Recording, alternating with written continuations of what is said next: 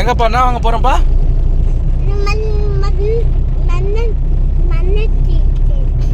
Mutton leg.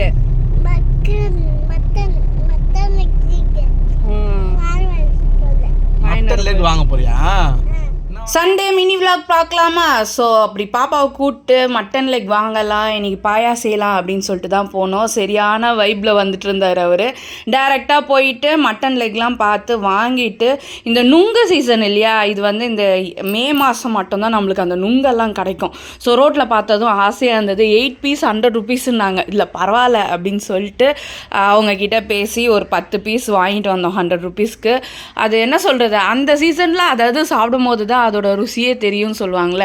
என்னதான் சூடானாலும் பரவாயில்ல மாம்பழம் சாப்பிடுவோம் அப்படின்றோம்ல, அந்த மாதிரி தான் இந்த ஐஸ் ஆப்பிள். ஸோ அதை வாங்கி சாப்பிட்டுட்டு வீட்டுக்கு வந்து மட்டன் பாயா வச்சு சாப்பாடு வச்சு நல்லாவே சாப்பிட்டோம். நீங்கள் இன்னும் இந்த மட்டன் பாயாவோட வீடியோ பார்க்கலன்னா கீழே இருக்க லிங்கை கிளிக் பண்ணி பாருங்கள். இதே மாதிரி வீடியோஸ்க்கு என் சேனல் மறக்காமல் சப்ஸ்கிரைப் பண்ணிக்கோங்க.